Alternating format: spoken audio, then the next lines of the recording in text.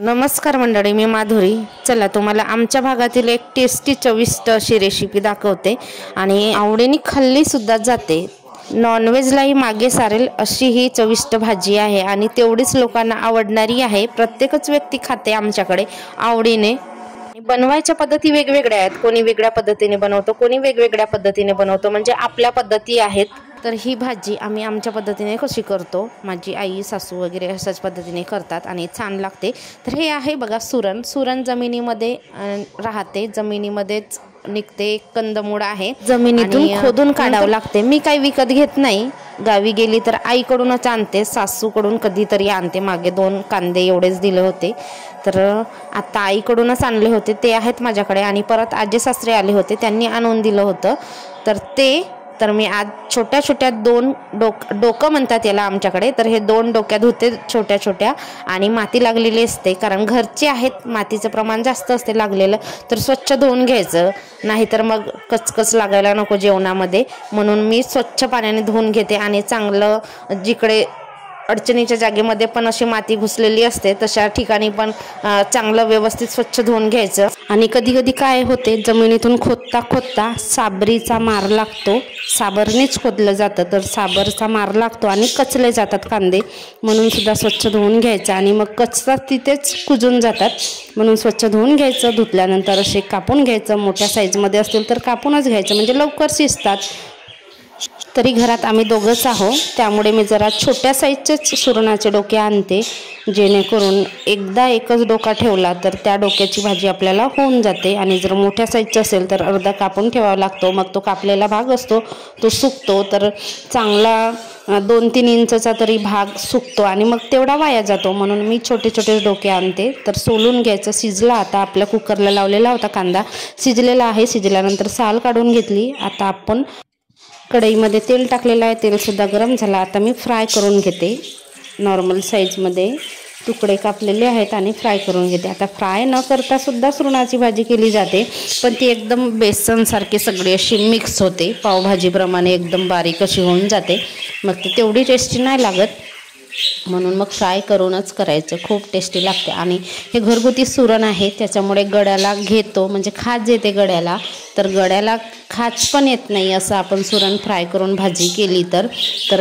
आणि सुरणाची भाजी ना सकाळच्या वेळेस करायचं, म्हणजे लवकर उठून करावं लागते, कारण ही भाजी जरा आरामातच बनवायची असते. आणि जसं आपण चिकन मटण एकदम घाई गडबडीत नाही करत ना, जरा आरामातच करतो, त्या पद्धतीनेच आरामातच करायची भाजी आहे. तर मी आज सकाळी लवकर उठले होते. उठल्याबरोबर मी सुरण शिजवायला ठेवलं. नंतर मी थोडासा व्यायाम वगैरे केला आणि इतक्यात पाणीसुद्धा आलं. आणि याच्यासाठी वेगळा मसाला केली. वेगळा मसाला म्हणजे अद्रक लसूण कांद्याची पेस्ट आणि सोबत टमाटरची प्युरी आणि थोडंसं जिरा टाकलं होतं, ते पण बारीक करून घेतलं. तर नेहमीचा तर अद्रक लसूणची पेस्ट आहे ते तशीच ठेवली. आणि सोबत आता भाजीच्या वेळेसच मग मी अद्रक लसूणची पेस्ट केली. तर सुरणाचे काप शिजवायला ठेवले, म्हणजे फ्राय करायला ठेवले. आणि तोपर्यंत मी मसाल्याची तयारी करून घेतली. म्हणजे इथे मी माझा थोडासा आपला टाईमसुद्धा वाचवते. जर एक करायला बसलं तर एकाच गोष्टीच्या मागे टाईम जातो जास्त, म्हणून थोडंसं टाईम मॅनेजमेंटसुद्धा आपल्या हातामध्ये असते. अशा पद्धतीने एकदम मस्त असं गोल्डन कलर होईपर्यंत शिजू द्यायचं सुरणाचे काप. आणि सुरणाचे काप पण टेस्टी लागतात. तर अशा पद्धतीने सुरणाच्या भाजीची प्रोसिजर असते. सोबतच नळ पण आलं होतं, पाणी, तर पाणी पण भरायचं चालू होतं. आणि कसं सकाळची वेळ घाई गडबड गोंधळची असते, भात भाजी चपाती, मुलांचा डब्बा, परत झाडू फरशी, हे सगळं आधीच होते ना तर बरं वाटते, नंतर करायला कंटाळा येतो. पालक भाजी टाकून सुद्धा सुरणाची भाजी केली जाते, ती पण खूप छान अशी टेस्टी लागते. आणि सुरण शिजवताना काही लोक चिंचेचा पाना, पेरूचे पानं हे टाकतात, म्हणजे सुरण गळा घेतो, तर गळा घेत नाही असं म्हटलं जातं त्याच्यानी. पण माझ्या आईकडे सुद्धा आम्ही असंच शिजवत होतो. मी सुद्धा असे शिजवते, अजिबात कसल्या पानाचा वगैरे वापर नाही करत. तरीसुद्धा घसा घेत नाही एवढंच. म्हणा आंब्याचं थोडंसं आमचूर पावडर टाकायचं, टमाटरचं प्रमाण पण जरा जास्तच टाकायचं, म्हणजे गळा घेत नाही सुरण. तर बघा सुरण फ्राय करून झालेला आहे. इथे अद्रक लसूण कांद्याची पेस्ट टाकली आणि जो फ्राय केलेला सुरण होता आणि उरलेला तेल होता, त्याच तेलामध्ये मी आता फोडणी देते. आणि कमी जास्तला पाहिजे तर थोडंसं तेल आपण घालू शकतो. आणि टमॅटरची प्युरी पण केली.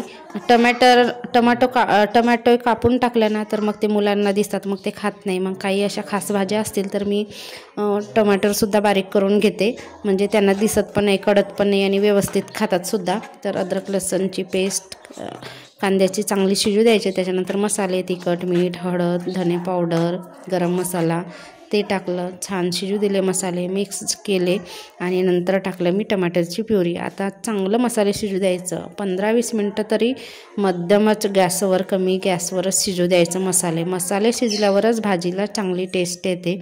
आणि माझं लो गॅसवरच असते. आणि तोपर्यंत मी काय करणार आहे, तर माझ्या चपात्या बाकी आहेत तर मी चपात्या टाकते आणि इकडे मसालेसुद्धा शिजायला ठेवते.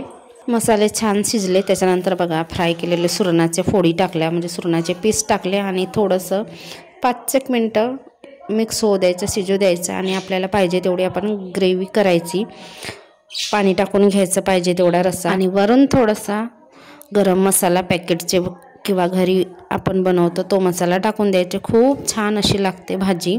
आणि आपण दहीसुद्धा खाऊ शकतो भाजी जेवताना, याच्यासोबत काही होत नाही. तर अशा पद्धतीने सुरणाची भाजी केली जाते, एकदम मस्त आणि चमचमीत लागते.